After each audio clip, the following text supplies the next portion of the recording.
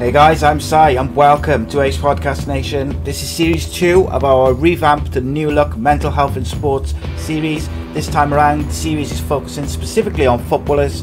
We'll be talking to current and ex-footballers in each episode about their difficulties with mental health, addiction and similar subjects. And as I said many times, in the current climate of the world, talking about mental health issues is more important than ever. These shows are going to just be an open and honest account of some of the issues faced by these athletes at the height of their career, how it affected their lives off the pitch and their families and things like that. Here at Ace Podcast Nation, we are home to many great shows and series featuring exclusive interviews, top guests, expert analysts and more. So give us a subscribe on youtube.com/Ace Podcast Nation. We do live shows on football and many other subjects, MMA and all sorts. And you can also get the audio versions at the usual podcast and radio platforms. Just search Ace Podcast Nation and you'll find all the different series and shows.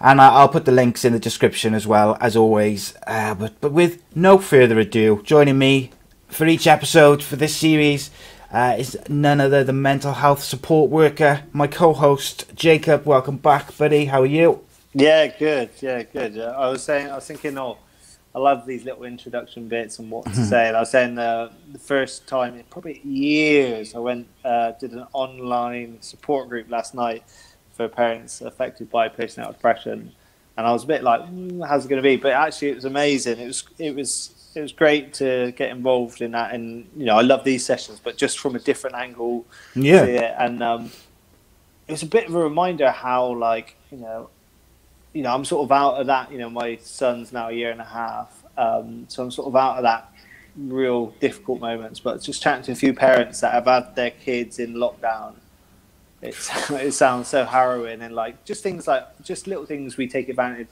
granted for. I think one of them was saying, with your firstborn, it's so special, and everyone's saying how beautiful the baby is, and you pass it around.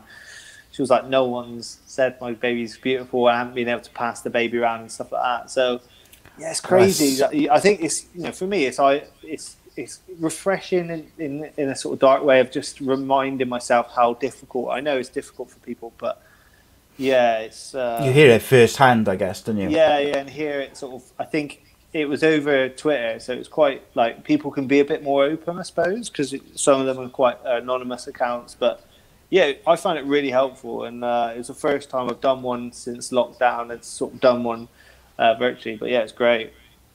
Funnily enough, obviously Andy Campbell, who did one of these shows with us, and obviously does the football show with me. He had his baby with his partner in the first lockdown, and it's a strange one, because when I had my oldest, who's now 16 in a couple of weeks, the day we got him home, we had visitor after visitor and family members and neighbours, and everyone's coming, and they, like you say, they're holding the baby, they're having a cuddle, they're talking, having a cup of tea, and it's like we had a conveyor belt of visitors. And then the second child, it was a little bit less, and then by the time the third one came, it was just close family and friends. But it's it's just is what it is. But then in lockdown, especially recently, you can't have that. You can't have those visitors and people coming around. And I just guess it must be really difficult. And I was thinking the other day, if you're a single parent who's having a baby in lockdown, it must be pretty damn difficult, because that first, particularly with your first child, that first couple of months can be quite horrific. Of course, it's it's beautiful and it's nice, and you got your kid and you got your baby, but it can also be really emotionally draining. Yeah, if you're having your own difficulties with mental health as well, stressful, mate. Yeah, it's amazing. And I think what will happen, hopefully, coming out of all this in the years to come, I think that time, one parent said what I got from it was, our bond now is really, we've spent a lot of time. Yeah, it's really good. So hopefully the good stuff that will come out of it, these bonds are amazing. Yeah, hopefully. That's me. I'm all good. Mm-hmm. Yeah. And our guest for today's episode started his career at St Johnstone before going on to play for Motherwell, Hearts and St Mirren, among other clubs. I am delighted to welcome Kevin Twaddle to the show. Welcome, Kevin. How are you, mate? I'm good, thank you. It's a privilege coming on and sharing a wee bit. Yeah, it's quite exciting. Excellent. I left out there. You're not only obviously a former professional footballer, but also you kind of put my teeth in. Also an author, which you wrote a book, which we'll have a little chat about a bit later on. Also, I read you're a professional pool player as well. I'm an international pool player. I play for Scotland. International. Wow, man of all trades. I was going to say. I have to say, I was going to say the standard of Scottish pool is actually brilliant, but I don't play. There's like an 18 that is head and shoulders above me. I play in the lower Scottish team. It's still decent. Nice. Excellent. I like it. So Kevin, with these shows, what we like to do is basically we have you tell your story in your own words, and then me and Jacob will kind of jump in here and there and kind of have a chat. You've done a few interviews, and you've written your book up talking about some of the difficulties which you had with gambling and mental health, or the effect that it had on your mental health during your career. But before we kind of get right into that stuff, what I'd like to do is, for people who are not familiar with you, maybe they're not fans of football or not fans of Scottish football or whatever it may be, is in your own words, kind of tell us a bit about you, your upbringing, and your career. How did Kevin Twaddle get to today, basically? Yeah, thank you. I grew up in a wee mining village in Danderhall. My parents still stay there, just outside Edinburgh. Had a great upbringing, great family. Got a younger sister, she's 40. We never really wanted for nothing. My dad was a miner, my mum worked in the bar trade. Until probably 1985, the pit went on strike and everywhere. I mean, it was a global. And kind of we suffered a wee bit through that. No money coming in and stuff like that. But I never ever wanted for nothing. I was always well looked after. And I was always decent at football when I was young. I played football when I was like really small, so 8, 9, 10, 11, 12. And I got to 15 and I had the opportunity to go and sign with Hibs as a footballer. And I was a massive Hearts fan, and still to this day I don't know why I never signed to play football. But I've been all around the world watching Hearts. I used to watch them home and away. I've been, as I said, been away to Europe and watched them as well. I was a huge fan. And Hearts and Hibs have a rivalry for people that didn't know. It's like the Rangers Celtic kind of thing, maybe on a lesser scale. And I don't know, I just a bit of stupidity, a bit of just stupid ego, and I had a massive ego with it even at 14, 15, so pride, ego, all these things that have kind of carried me through my whole life, to be fair. I never signed, and I ended up being a painter. My dad was a painter and my uncle was a managing director in a big company in Edinburgh, so I became a painter at 16, and I can remember after a couple of weeks I was working through Glasgow, which is probably half Edinburgh. And after about 2 weeks, I think to myself, what am I actually doing? Painting. The opportunity to be a footballer. I think it was just how stupid a boy I was. I was delusional. I actually think I was delusional from very young. At 13, I can remember my dad putting a football coupon on. They said to me about putting a football coupon on. And my memory is poor. I've got the worst memory in the world. I'll never forget putting a football coupon on. I put £1 on, and it was a 1 for each section, and it won. Never forget, £84 I got back. And I thought, wow, that's the start of my career. Such an easy thing today. Let's keep going with that. And obviously through the years getting to school, playing cards, pitching toss, all these things, and I was kind of obsessed at a young age. I was a horrible loser. I was angry. This wasn't a really nice individual. And that carried on through when I was painting. I went into the painting trade. My dad worked on a few jobs with us. I put mum and dad through so much through my whole life, to be fair. But even at 16, I was coming back to the shops with all the money that they gave me to go away and get shot at. A youngest boy in the job, so I'd go away and get lunch. And you may be talking about 50, 60, 70 pounds going away and getting his lunches and going away and gambling it and coming back. And there was times I was rubbing my face off the side of walls. I was making myself as if like I'd been beat up, and everybody knew. And my dad was just, he never said, but he was proper just embarrassed that the boy I was, to be fair, and what I'd kind of grown up into, because I had great morals and values, but gambling at a young age, the morals and values soon went, So I played football. I went to watch football. Still watching Hearts every week. I was painting. At 21, I had the opportunity to go and sign a junior club. No, sorry, an amateur club. My friends said, "Why don't you just play amateur football?" And it was rubbish. And I scored a record that's still a record to this day, but the standard was woeful. I mean, anyone scored many goals, but. And then the year after it, my friend who was a painter, I had started working with him. I came away to working with Roland Decorators who I worked with, and I started working with him. He was a self-employed painter, but he was a goalkeeper for Dunbar United, who are a big junior club in Edinburgh. And he said to me, "Do you want to come down and see if you like it? And I'm sure you could do a job." And so I went down there, and I remember going down there, and I played a couple of trial games, and they wanted to sign me. And it was my first involvement of being paid for played football. I mean, it was only, I can't remember, I got maybe about 300 quid or something like that. And I signed probably 2 weeks before the season started, and I can remember turning up for the first game of the season. And I never had any money, and I never had any boots. I'd gambled on the money, and I gambled the money straight away. And I got a linear pair of boots, which was quite embarrassing, but at the time, I really didn't care. It didn't. I had no, as I said, I didn't know what was right and wrong half the time. But I signed there, played 9 games and scored 10 goals, and to this day, I was down last week actually watching Dunbar, the first time I've been back down watching them.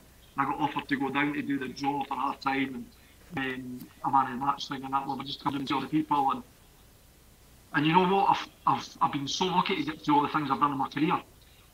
With the troubles that I've had regards mental health, regards gambling, addiction. I don't know how I've ever managed to play football for 11 years and even done what I've done. Yeah, I could have done a hell of a lot better. I mean, I was rated to go so many huge places, I go there, no, but I went to last week and you know what, it's the first time I came home last Saturday night, I was so full of gratitude.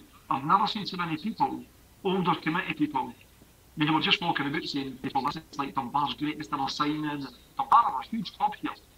But you just, I mean, I was just a stupid young boy. I didn't really even understand kind of what I was doing. And I played 9 games, scored 10 goals, went and played a trial game for St Johnstone on the Wednesday, signed on the Thursday night. Dunbar, the representatives came up to St Johnstone and Perth, signed, and that was me. I started being a professional footballer. Dunbar got £6,000 for me, and they got 5% of every transfer that I made, which has made them a hell of a lot of money. And yeah, that's kind of where I never touched a drink until I was 23. I signed with St Johnstone at 23.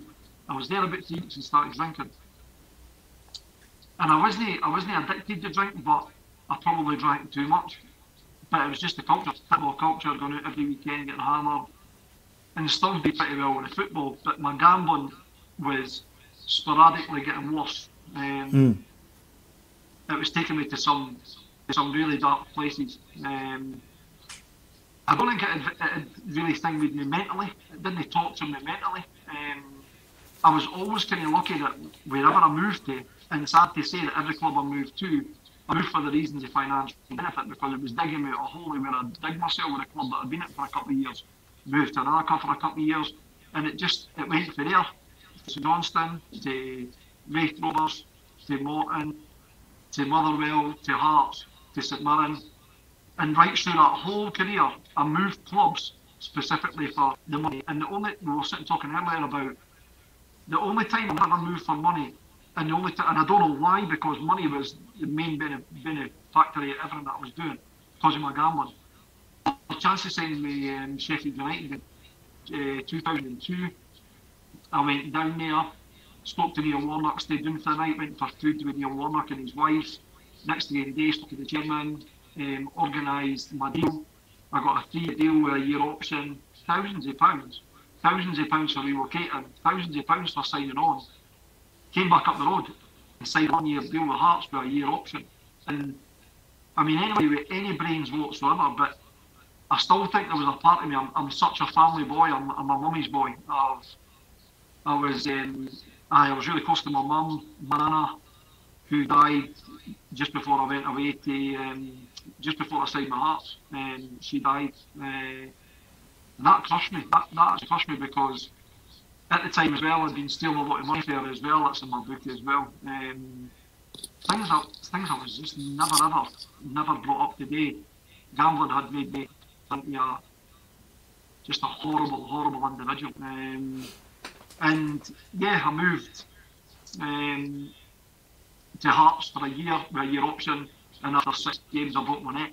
I ended up getting neurosurgery, pin screws in a cage in the back of my neck, and that was kind of my football career kind of curtailed. Although I always thought, probably because of driven by all the wrong things, I kind of thought, you know what, there is an opportunity still to, and even mentally, even although physically my football, because of my neck, whatever, but mentally I still was in an actually alright place, because I still thought I could get another move somewhere else and I could still make more money.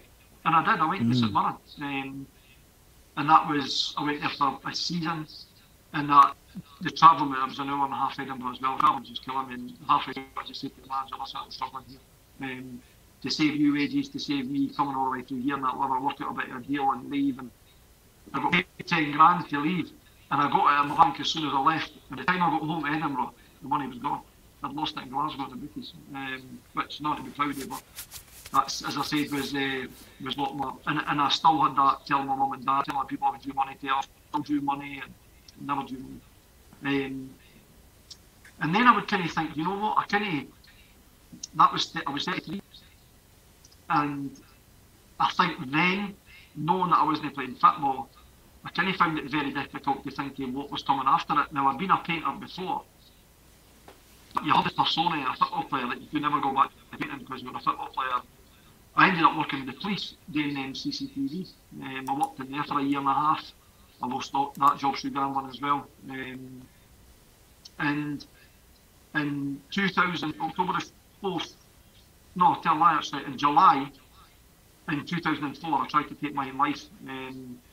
I can never sitting on my mum and dad's, I was lying on my mum and dad's mattress in the living room floor. That's when I was sleeping about, I never had a thought to piss in. Excuse the language. I was just, the lowest I've ever been. I just thought, you know what, everybody would probably be better off without me.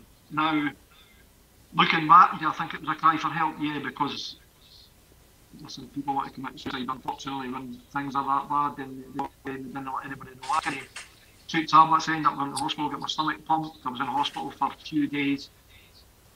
But, you know what, I came out of hospital after a couple of days.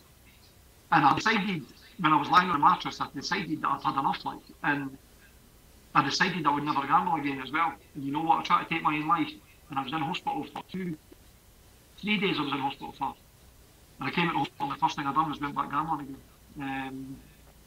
Gambling had me absolutely beat. And it wasn't until I went through August, September, October 4th, 2005, I was with a partner at the time, I was with a girl at the time, she said to me, you know what, I can't stay with you. Look at the things you've done in your life, you're the luckiest guy in the world, and you've got not thing to your name, you're just hopeless. And I'm not joking you, it was like, people always describe this moment as having a black hole. It was like I was going back to that place where I was lying on the floor of my mum and dad's living room. So I lost the relationship, but I decided that night, I went home, the next day morning I went home, spoke to my mum and dad, and I broke down with my dad and just said, and it's the first time I've ever seen my dad. My dad's followed me, my football career, all over the world. My dad's followed me everywhere. He's never missed any games, and I've never seen Dad emotional, never. And he was absolutely broken. And he just said to me, he says, I'm proud of you. It's the best thing you've ever said to me, the best thing you've ever done. Forget your football career. This is the bravest and the best thing you've ever done. And lo and behold, I walked into GA in October the 4th, 2005. And you know what, it was like a massive weight had been lifted off my shoulders. I walked into this place where there were people like me. Now I can remember gambling, it's a thing I hear a lot about nowadays as well, as I can remember gambling for 18 months, and you know what, I was gambling to lose. I wasn't gambling money, I was gambling to lose. I think I was trying to punish myself. It's a weird thing that you hear most addicts saying it, especially with gambling, that you're punishing yourself just to keep punishing yourself. It's like, you're punching the door and you go, there, you've got the broken hand, and you go, there, you go, take that, you're sitting with the broken hand. You're just punishing yourself. And yeah, I ended up going to GA, and to the very first moment I walked in, the biggest thing I got was hope. I never had any hope in my life. I've never had any hope in my life. With the things that I've done and the people I've destroyed, I mean, I left mum and dad homeless. If it wasn't for my dad, I'd left them homeless and I would have done that. But my dad was a barrier between my mum and me, and that's probably why I never had a relationship with my dad. Never. He used to come watch me playing football. I maybe tell people he's proud. He would never tell me he was proud because he knew the kind of things I was doing. He knew the kind of ball I was getting myself into. He was having to bail me out a lot of these things. And in 2005, he bailed me out with tens of thousands of pounds. Mum and dad did because I was got a job fraud. And that's probably up there with the lowest end as well. They bailed me out with a lot of money. And it took me a few years, obviously, no gambling, whether I paid it back, but it was all paid back. And it was still how much money I was kind of gambling. And yeah, from there I went into GA and kind of moved through my life. I met a new girl, I got married, and this is kind of where I think, this is the second, I will have to say when I was at Motherwell as well, I suffered anxiety and depression. I had a thing called Jolliferdi, I had a thing called glandular fever. So I missed the first 3 months of the season. When I signed, I missed the first 3 months of the season. And it knocked me for 6. I was absolutely knackered. I had no energy whatsoever. I actually thought I was dying. I thought there was something wrong with me. But it came back as a fever. I couldn't do anything for 3 months. Came back to playing football at Motherwell in October in '99. And just mental. I played my first game for team, scored and won 1-0 in front of 62,000. Just crazy stuff. And then he scored on the Saturday after it as well against Kilmarnock at home as well. So yeah, I've been lucky in ways that. But I can remember going to the docs, speaking to the doc about having anxiety and depression. And I don't know if it's been so low with having glandular fever, or it was just the exhilaration in the life I was living, the ultimate highs I was having for gambling, and the ultimate lows. Now, this was like in the 3 minutes. I could be high 1 minute, low next again minute. My missus has always said to me, now says to me that I'm still erratic. She calls me the most erratic guy in the world. I'd maybe like to hope I've changed that now, to be fair. But when I first met my wife, Jack, she said to me I was so erratic. I just consumed by gambling, the ups and downs, the highs, the lows. And then, yeah, I kind of suffered anxiety and depression, or a few panic attacks, which obviously you'll know yourself. Mental health panic attacks are, wow, you're just off the charts. And in 2011 we were trying to have a baby. I had a miscarriage. When you were sitting talking earlier on about people having babies and that, well, it's quite sentimental to me. We had a miscarriage in 2011. Now this was through IVF. Now, anybody who's never done IVF, you just think the IVF, you can't have a baby for a couple of years, go to docs, can't have a baby, go on the IVF. You're guaranteed a baby. Hardest and most painful journey, and this is where anxiety and depression took over for me. We had a miscarriage at 9 weeks the first time, then obviously my missus had to go to the hospital, had to get taken out, whatever, and just traumatic, absolutely traumatic. And actually thinking that when you do get pregnant, you're having a baby, you get the egg put in, and you think that's it. So we had 7 eggs. So we had another try in 2012, had another miscarriage. 2014, had another miscarriage. It was 2010, 2012, 2013, 2014, 2015, 5 miscarriages, just 5.5, 6 years. And they were, even talking about it now, they were tough times. And they took me back gambling. And there's not a lot of people know that, by the way, I'm just being honest. There's not a lot of people know that. My family know that pretty much. That's about it. Spent 11 years no gambling and went back out the door again. I can remember, I'll say to someone will say to me, what does gambling give you? And this is how I can explain gambling to you. It was like after the 5th miscarriage, walking your bookies, shutting the door, and it was like everybody in that bookies was there, and they were there for you, and they just wanted to be a big turtle. They never knew about miscarriages, they never knew nothing. It was just like you were in a place where you felt at home, your life, there was nothing going on outside the doors. It was just that feeling this is where I want to be, and this is, unfortunately, until you have to walk back out the doors again, and then real life hit you again. That's kind of where obviously the highs and lows kind of come in. And then in 2016, we had 2 eggs left, and we put the 2 eggs in as just one go. And the wrong with the one, we put 2 eggs in, and my wee girl has got a name. She was no well for. She was in intensive care for 4 weeks. We never got to see her for ages that as well, because she was bubbles wrapping in her neck. I didn't know if she had something wrong with her, and that was just traumatic. But anyway, she was absolutely fine, and my wee girl still hoped. So amazing. She's changed my life about. She's changed my life about in ways that I've never known a love like it. I've never ever. I don't know. She's just. I don't know if it's because of the pain you're going through, what I've been through. I don't know. But she's changed my life. Just like now on earth. And yeah, she was 5 last Monday. And then come up to lockdown. I was just getting a wee bit of lockdown in February. I put on a couple of stone. I was getting lazy mentally, physically, and I thought, you know what, I want to change. I want to try something that's. So I embarked on doing a thing called The Steps. It's a programme through GA, through Alcoholics, the 12-step programme. And I got a sponsor, somebody who drained me my ego, my pride, everything that I had that was negative for me, which can still appear this day, but it definitely appear a lot less. Drained me all that, and I went through this process of life, talking about life and where I've been and what's made me into the person on the day, and I actually started running. I've actually lost 2 stone. Well done. I'm still running every second night, and you know what? I sit and talk to people about mental health. I think the best thing I've ever found in these it took me all these years. I mean, I trained every day. I was a fit up every day, trained every day. In the last 9 months that I've been running every single day, I've done a charity thing in August as well, 100k in the month. Made money for kids who didn't have nothing in Edinburgh, helping hands. So I've done a thing for charity for them. It made a lot of money, which was it was overwhelming. And I was getting all the benefits because I was losing all the weight. It was brilliant, I felt brilliant.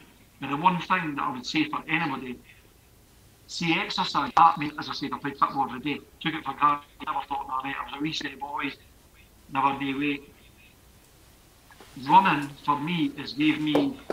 I was sitting talking to there was a boy, Aaron Cummey, who has a support group up here. He's doing a charity up here, registered charity. He's doing amazing, his group's doing amazing. And I was sitting talking to him, and I've done a few runs with him as well. See, running gives me the... don't know what it is, it just takes you out in that world when I was gambling again. It just gives me that peace, that serenity, things I've never had before. And as I said, I'm still doing it now. Every couple of nights, I went to do a 5k. I'll try to do up to 10k, whatever. And signed up to the half marathon for next year for sick kids that I'd said I was always wanting to do something because my wee girl being no well and I pulled through.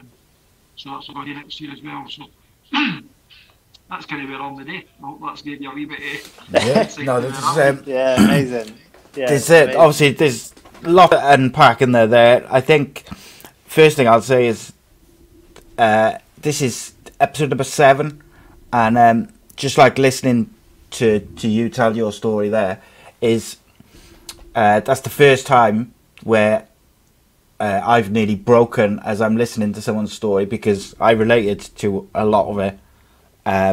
Been through a lot of the similar stuff, and yeah, that was anyway. But look, you've been through a lot. Obviously, there's been lots of ups and downs, and we've talked on this series to current and ex-footballers about the ups and downs of being a footballer, because one week you're a hero, next week you're a villain. But I think gambling is like an extreme of that. Of you can have the same thing with drinking or with drugs or with anything, but with gambling you get such an extreme high and extreme low, and I think it's almost like a parallel off the pitch, because you can have a winner or a few winners and you can be up and it's the best feeling in the world. You feel so high, and then the next day you could lose more than you've got, and it's like your world's imploding. And I think it's so extreme, and it's but one thing which I did really pick out when you were talking about the gambling was you said about you got to a point where you weren't even gambling to try and win money or to chase that high. It was almost like you were punishing yourself. And that was something which I could definitely relate to from a personal experience, where I just got to a point where it wasn't like I would have lost, I'd lost too much to win back at certain points. So it was never about like chasing that money back or trying to chase the high of winning. It was like, my missus will find out eventually that I've spent all this money that I shouldn't have. So I was just punishing myself further and further. I knew it was coming. I knew I was just making it worse, but you just keep doing it. And it's difficult to explain to someone who hasn't been through it. Why would you do that? Why, that seems ridiculous to someone. But it's what you do. It's a tricky one. Jacob, like obviously... I've got loads of notes. Yeah, you jump in, mate. Yeah, no, I was right. Like, it was great hearing you share some of your experiences and like...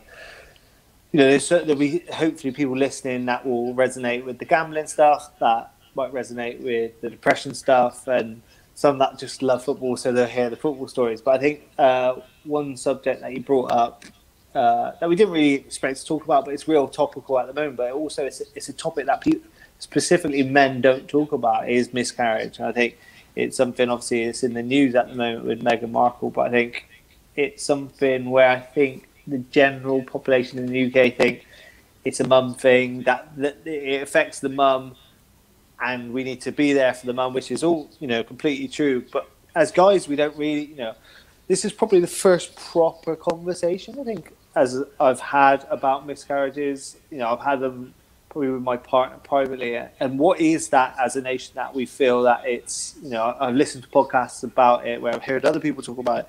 But I think it's something that affects so many people in the UK, but then so many people don't talk about it. And yeah, so I think, with the miscarriage stuff, like, I think the extra pressure, I think, from each one that it has on you, to then, this is another chance, and that guilt and sort of shame that you get from after each one. How did that affect, relationships, with your partner at the time? It was tough. I mean, we went to, my missus would be happy enough saying it as well. We were lucky there was a woman in the hospital who does counselling for miscarriages. Now, we were seeing her after every miscarriage now. She had been through that experience, but she had a baby after it. So she kind of kept saying there's still that wee bit of hope, there's still that glimmer, there's still that. So you still had that wee bit glimmer of hope something's going to happen. But the longer it kept going, the longer, I mean, it's traumatic. You're right what you say. I mean, anybody that goes through, especially IVF, I'm not saying that it's different to having a miscarriage normally, because it's the most painful thing ever. IVF is such a journey, so that it's not just a simple, you have sex, have a baby. It just doesn't happen like that. The process here is like a year and 2 months long or something before it even gets started into you, whatever. It's such a long cycle, and you're on tenterhooks for 5-6 years. You love it, and there's no. I mean, I've noticed my missus changed. I changed for sure. But we were lucky with a woman that was in the hospital who kept us together, to be honest with you. And Jack would tell you that, my missus would tell you that, she kept us together. You're so right, you're so right that why is it that people can't sit and talk? And you know what? I was one for, I share everything, I'm the most honest guy ever. I mean, I've done a book. I mean, my family didn't want to do my book. If things had maybe been different than what I know now and stuff like that, maybe when I'd done my book, it helped a lot of people, which was what it was done for, but it also was to help me as well, and it helped me as well, which kind of was a wee bit the wrong reasons. But if I got it now when I done it, I probably wouldn't do it now, no. But I'm open and honest, I'm an open book. I want to help anybody, and if I want to start talking about miscarriages and how it's affected me, but yeah, I've got people who are really private, who are really, and even as a painter, which I've got my own business now, I've had it for 30 years now. I go to some jobs and we sit and talk away, and someone will be sitting and talk about that. I can sit and talk to them, and the amount of people have said to me last 15 years, wow, I've been through that as well, I've never said to anybody. And yeah, I mean, if you can talk about it, it gives you an opportunity to grieve and to move forward. If you didn't, for me, I would have no chance to be fair. It would have killed me, or it would have put me somewhere that I probably wouldn't have wanted to. And you're so right. I was chatting to someone in this on this online session yesterday, And I said, I know it's a bit of a gimmick, or it's said all the time, but it's so important to talk. That sharing experience, but also exactly what you said with the midwife, hearing someone with shared experience, with lived experience.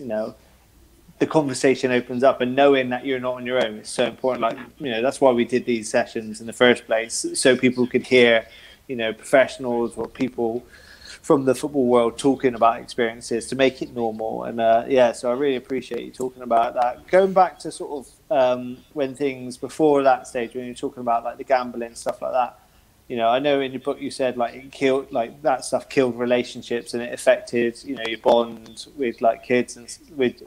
Was it because in the book it says your bond with your daughter? Is that stuff that? Yeah, carry on. No, on you go. Sorry, I was going to say So, like, how did that affect the bond? Yeah, I mean, gambling's probably affected every relationship that I've had with anybody. To be fair, it's not until you actually come out of gambling and you actually realise that gambling was never ever my problem. Gambling was only ever my solution. I just couldn't deal with real life. I couldn't deal with life. I was a footballer that was meant to deal winning. I was a painter that was meant to deal winning. Unfortunately, people didn't know that. Symptomatic. I couldn't deal with life. So I could have turned to drugs. I could have turned to drink. I could have turned to whatever it was. But gambling for me was the thing. Even at 13-year-old, I mean, there's things happened to me in my past that make me realise why I've kind of been an angry person, why I've never been full of fear, why I've had loads of pride, why I want to be right all the time. I didn't know like being in control, anger, things that I've realised through my past that I've been lucky enough to speak about in the last 9 months, and kind of got a wee bit understanding of myself. But I mean, that's took me 49 years to do a programme that's gave me the opportunity to live a better life today. And I would say anybody in life, if you wanted to change, and I'd come to a point in life in January where I was sick and tired of being sick and tired. It's a famous saying that I had nowhere to go. All I wanted to do was just lie myself in front of somebody and say, help me, do anything you want to do or say anything you want to say. And when you get to that stage in life, it gives you an opportunity to have a life, because I was living an existence. Even though I wasn't gambling, I was living an existence. I was still an angry person. I was still no nice to be about. I still wasn't being great to my life. And all these things that in GA I used to speak about change, about being that better person, I wasn't. And you know what it's took me to now to realise what it is to be a good person, what it is to think about others before I think about myself every day. And my daughter's kind of gave me a lot of that as well. I've had that through my daughter's life, because I treat my daughter different to anybody else, which I shouldn't. Because my wife should come under that bracket as well, but I have more empathy and more with my daughter than anybody. I don't know. But yeah, how does it affect your... Yeah, it affects your relationships, because you're probably there mentally. You're there physically all the time. But most of the times I've been through my life, I've never been there physically. I've been there physically, but I've never been there mentally, because I've been trained by gambling. So kind of on that note, so in my own personal experience, when I was drinking and gambling, I did a lot of things which I look back on, and it seems like a completely different person. Like before I met my wife, I cheated on partners. I just did things which I would never dream of doing now. And I look back and I just think, Jesus, like I really was like a completely different person. Do you look back at some of the things you did, whether it's behaviours or things that you did when like your mental health and addiction had a hold of you, and kind of think like it's almost like a different version of you? You know what? The one thing that G has given me everything in my life today, it's given me a chance to have a life again. And I would say anybody struggling with gambling, if you want to speak to me or you want to speak, there is help out there. The statistics for gambling just now and suicides is worse than what it is for drinking drugs, which for me is incredible. But there is people out there is that help there is that support there. I'd drop a hat, speak to anybody, it wouldn't matter what I was doing. My missus says, well, if it's a fault, then great, it's a fault. I've had many faults in my life, being able to sit and talk to somebody and help somebody, any drop of a one is. But yeah, you know what? G has given me everything. The one thing G never ever got right from me was guilt and remorse. I lived with guilt and remorse for a number of years. And my answer to people in GA used to be, I'll not gamble tomorrow because of what I've done in the past, and I'll never ever want to go. And people used to say to me, but if you live with that, you're eventually going to go back to, you've either got to get rid of it. And I used to say, listen, that's the one thing that stops me gambling tomorrow is the person that lives with me. So I never ever, and you know what, it's 82, it's not, I had all these miscarriages, and on our last try for having a baby, I went to church. I started going to church. Never been to church in my life, never believed in God, never had any God. Church for me was just that. My missus is a stout Catholic who goes to church every week. I started going to church and lighting a candle for 9 months and had my wee baby. Now, even talking about that is, and you know what? The one thing that church has given me is being able to get rid of the guilt and remorse that I lived with. I watched my nana die and I saw every penny of her. I've done things that, I was never, my nana, I go to church and take flowers down every year at the cemetery and stuff like that and sit for a wee while. As you said, I'm a changed person now. I can't forget the past. I never want to forget the past because it's made me the person I'm today. I'm a good person today. I would never have been able to have opportunities in the day, the things I've done today, if I had done all these things that I've done. So as much as they're horrible, I've been able to deal with it, I've been able to not forget it, but I've been able to kind of park it and tell you before, because if I didn't, I would have killed myself. Guilt and remorse for me, I was riddled. I couldn't move forward in life with guilt and remorse. I was totally and utterly remorseful for what I've done in my life, to my mum and dad, to my sister, my wee niece, to my wife, to my nana was dying, Auntie Margaret died, took our money off her as well, just fraud. Gambling totally and utterly destroyed me. But I wouldn't be the person I'm today, and you know what? I like to think that most people would say that I'm a decent person today.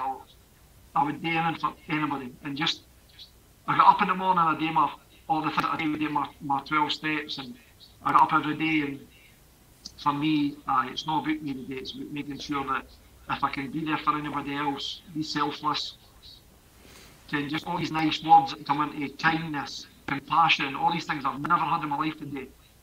I live through these every day today, and I'm very lucky, full of gratitude today for what I've got in my life today. I'm so lucky. I have all these things happen to me, but geez, you know what? I'm the luckiest guy in the world what I've got today.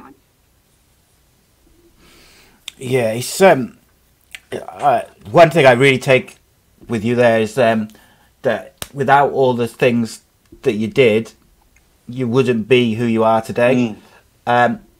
And that's something which I personally kind of cling to a bit, because I'm exactly the same as what you were just saying there. Like, I look back and I wince at some of the things I did, the way I treated people, and it doesn't make me feel good at all. But what does make me feel better is that I've kind of used it to become a better person and to make better decisions and treat people how they should be treated.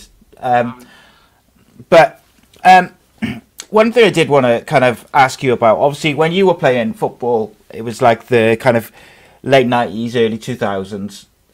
How people view addiction and mental health now compared to then is very, very differently. Like, I don't know, if you just pick any of the clubs you were at, if you had gone to, say, I don't know, the manager of Motherwell and said, look, I've got an issue with gambling, it's affecting my mental health, I need help, what would the response have been, do you think? Oh, my manager at Motherwell was honestly probably, he's one of the best managers I've ever, Billy Davis, huge manager in England as well. Yeah. Jeez, oh my word, he was mental, but mental in such an amazing way. I couldn't even imagine I've sat and said to him, listen, I'm struggling with gambling, I'm struggling with being like, yes, I'll shake. It's no big deal, I'll shake, it's actually, I'm struggling here, but nowadays compared to days gone by, mental health is prevalent in football now, it's huge. Players are able to come out now and say, listen, I'm really struggling. I can remember sitting talking to the club when I was at Motherwell in 1999, 2000. I can remember sitting to the club talking to the club doc about having panic attacks, anxiety, depression, and I kind of, not in a bad way, he was old school, he was a really old doctor, lovely doctor. But I kind of think he looked at me and thought, is this boy actually for real? Anxiety, depression, he's been football for a living, it's the best job in the world. Every kid wants to I don't think nobody would have understood. But you know what? There's been a lot of brave people that have came out through the years, whether it be anxiety, depression, gambling, alcohol, drugs, just people who have been really struggling. And through the years, society's gave you an opportunity to say, listen, I put my hand up, I didn't feel good, I need a wee bit of help. And you know what I say to everybody, and I still say it to this day, you know what, you can be the hardest guy in the world, you can be the softest guy in the world, you can be, it takes such a brave person to put their hand up and say, I need a wee bit of help. And I take my hat off to absolutely anybody, because I tell you, I always say to anybody, it's so easy to keep doing what you're doing, so easy to keep spunking your life away, keep doing what you're doing. The hardest thing you'll ever do is put your hand up and say, really struggling, I need a wee bit of help. I take my hat off to anybody that can do that. In life just now, you're getting the opportunities to do that just now.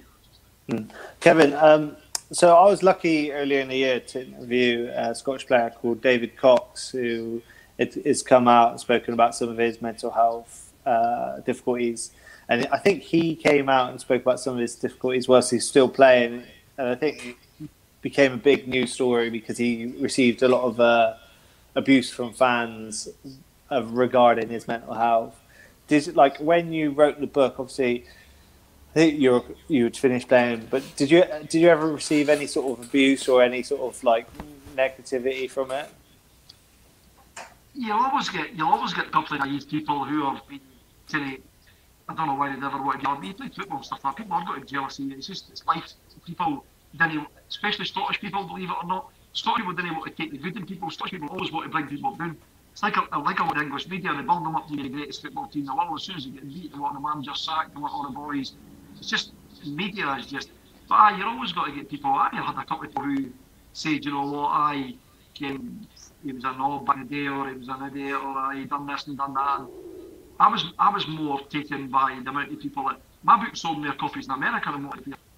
The amount of people that I had, which I didn't know until obviously I had the first 7 pages in his Sunday Mail in Scotland. They had the abstract things from my book the week before the book came out, and it had my picture of me beside my painting van with my name and number on it, and I was receiving all these texts and that when my book came out, and people reading the Sunday Mail, and people texting me from all over the place, England, America, and I'm like, you know, how many people get murdered? I was that naive, I just kept texting people back, it's brilliant, thanks for your words, great, never thought that, it wasn't until maybe a wee while left the book, I thought to myself, how are all these people like, texting and thinking me? And it wasn't until my mate said to me, Eddie, you're standing beside your van with your number over the side there. So these people were texting me, I wouldn't even. So yeah, listen, you're always going to get people who want to bring you down. That's like people. Yeah. I just try to concentrate on bringing the best in people and wanting the best in people. There's too many people in life want to. For me, anybody can come out and say there's something, and anybody that puts their hand out to people, and it's the greatest gift in the world. Spot on. Years to get that. A regular viewer of the show and the channel sent in a question for you.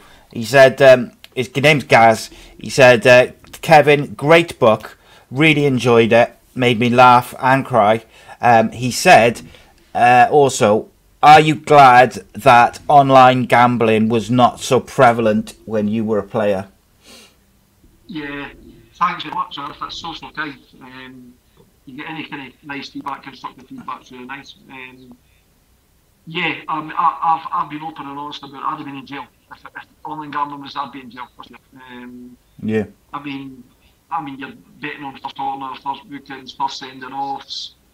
I'd have been in jail. In the state, my state of mind where I was, I'd have been in jail. So I'm so glad that I didn't have the opportunities to gamble online, because if I had off, my football career would have got curtailed a lot quicker than what it did, to be fair. So, for me, online gambling is the secret killer for anybody in life right now, because people sit and talk about, they're doing a lot of things with gambling nowadays, and it's amazing that they're doing them, but all it's doing is driving people to do it on computers or do it on in all your day. I mean, they stop you in a bookies, by all accounts, putting that used to be £100 spins, you get £2 spins. Why do you go online now, you know, £100 spins? It doesn't make any odds. You get paid that much money for the government and stuff like that. My views are they want to start going to that one. But yeah, I'm so glad I didn't have the opportunities to find all the stuff to bet on now because, yeah, look, listen, I do loads of talks through years and a day, private with people who are big in football as well. I have the opportunity to spend time with them because it's a wee bit harder for them to get a bit of help and stuff like that. Listen, people, there's loads of people being investigated now in Scotland as well for match fixing and stuff like that. It was only a matter of time before it comes to South America, to Europe, to Asia, to Europe, to here. Yeah, it's gone on everywhere. It'll get worse to be fair, probably. Yeah, it's a shame because there's a lot of good people just being ruined by gambling, but yeah, that's what it is. Yeah, I think when we spoke to Keith Gillespie in it might be the first episode, obviously he talked about his difficulties with gambling during his playing career, and I think Jacob, you said that you think after all this COVID stuff and lockdowns and everything's finished, you might find more footballers, particularly the young footballers, with gambling problems coming out with it and mental health problems because of it, just because they got so much money, they can't go anywhere, they can't do anything, but they can sit at home and they can gamble. And you can, what was it, Keith Gillespie, I think he said he lost like at that point he wasn't online gambling, but he was able to phone his bets through, and once he was able to phone his bets through, he would lose like 40 grand in a day. He got his big move to Newcastle and to Blackburn, and he was 20 grand in an hour, like just because he could phone it through. He didn't have to go to the bookies and physically do it anymore, and that just becomes really problematic. And I worry after what 2020's been like in terms of lockdowns and things, what we're going to come out to in the next couple of years. I was chatting to someone exactly like we were having this conversation that said unfortunately the damage that's going to be made to England, Scotland, Wales, I think long term we'll see it in 2021, in the next 2 years, because that first lockdown, for say a professional footballer, not really, maybe a League Two or a League One player, they're not really doing much training. They're doing most of the League One and Two players. That first lockdown were just doing running and cycling, and not really engaging much. So if you're a young player, you've got a lot of time. Being a professional footballer anyway, you've got a lot of time in the day to gamble. But in that first lockdown, it's a real issue, isn't it? See the thing about gambling as well. Gambling. Paul Merson done the forward from about what a wonderful human being as well. But he was rife with all addictions, and he said it, and it was so true as well. I mean, you can see somebody coming down the road that's struggling with drink. You can always tell an alcoholic. You can see them. You can always tell someone that's on drugs. You can see them coming down the street. You know what they're all the pain and suffering that causes as well, especially anybody that's doing it in shops or doing it online. But as you said just now, yeah, you'll probably find that most people I mean, it's constant. There's constantly foxy bingos. Even women getting it's everywhere. Yeah, it's everywhere. So. All over football kits. The football league is sponsored by Sky Bet. It's and don't get me wrong. I know football needs investment. It needs sponsors, but I do question the relationship between betting companies and the football associations. I'll be really interested. Obviously they stopped the sponsoring from cigarette companies. The financially, how much it costs the economy in sort of loss of, how much gambling costs, as in the loss of gambling, or of how it affects families, repossessions and stuff like that. How much that costs the taxpayer, the economy, compared to smoking and dying of lung cancer or something like that. Yeah, it'd be interesting, wouldn't it? Because, if you look at it, also if you look in working class areas, working class like town centres, there's 4 or 5, bookies. When I was a kid, there's probably one, maybe, in our area. Now there's, hundreds of them. And they're never empty, mate. Yeah. No matter what time of day it is. I was going to say something, I've completely forgotten what it was now. Oh. Right. I suppose just because I know we're coming to the end, what sort of advice would you give to sort of any sort of young person maybe listening to this, thinking, maybe I've got a problem, if that's with addiction or sort of their mental health, what advice would you give them?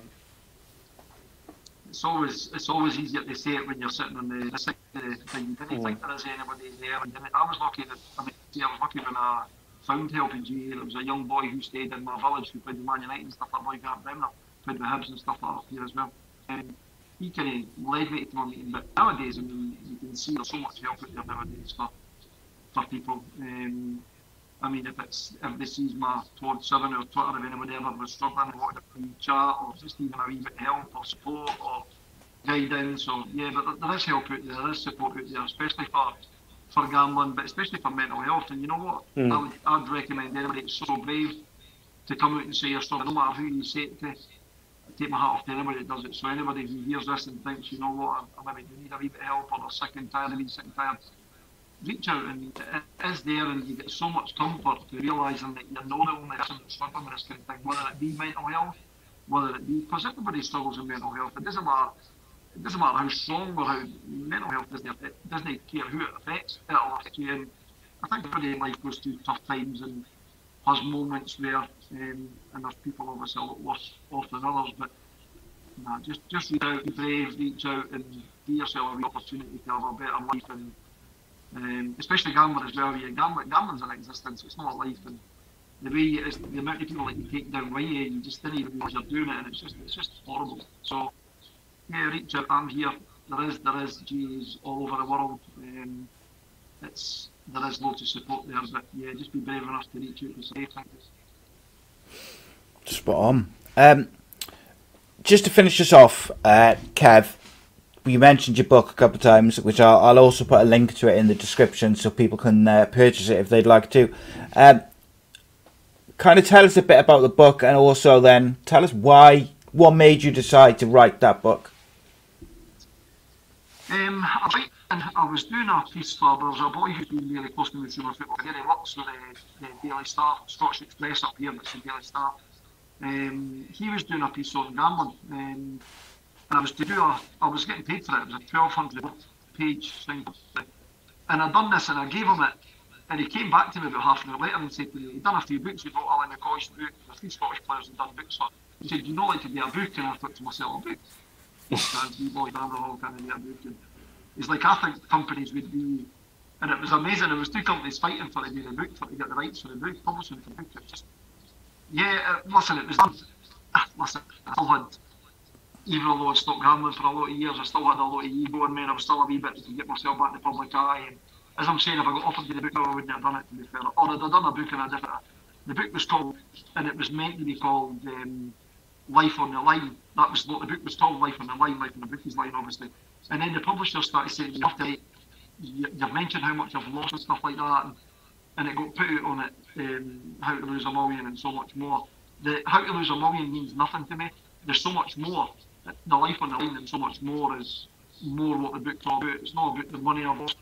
The money's immaterial. It doesn't matter whether you're making 100 quid a week or 100,000. It didn't matter. Whatever I had, I was gone anyway, so it didn't really matter. But no, I done it primarily to let people know there is the help out there, and just be honest and put yourself out there. And it's had incredible feedback. I've had incredible feedback for it. Looking back, if it had been now, after doing these steps and stuff like that, I would have done it probably more. So there was reasons. Sorry, Kev. To help people. Can I ask you? You said, looking back now, you wouldn't have done it. Is that just because you've basically, like, you've changed the way you look at stuff, or is there a more specific reason why you wouldn't have done it? My family and that didn't want me to do it at the time as well. My mum and dad wanted me to, with doing it. It was bringing up a lot of things that they didn't know about. They read stuff in it, and they told me after it as well. They read stuff in it and didn't know, and it gutted them. My wife said to me at the time, who I'm still with now, obviously, she didn't want me to do it. She didn't want to be in everybody at Unlocked. She was higher in the bank, and she didn't want any of it. But I just had that something about me where I kept saying, you know what, it's to help people. It's to help people. And it was to help people. There was a part of it to help people, but listen, if I'm being honest, there was a big part of the opportunity to sell back in the lights again for all the wrong reasons. And I never really kind of realised that until this year's been an eye-opener for us to look back in life. And it's nice I can be honest at the end of the day. I didn't have to, I can sit here and say, it was to help people, there's no doubt in that. And it's helped a lot of people. So it served its purpose, but more so because of my family now, my mum and dad, that mean the world to my mum's mate just now as well, which doesn't help. And so yeah, there's a big part of me thinks now, I probably wish that it hadn't been done. But it's served its purpose. It's been a lot of years since it's been done. I've changed. There's a lot of things I've changed through gambling as well. So, but as I say, the most important thing is it has helped a lot of people, and hopefully it help people as well for the right reasons.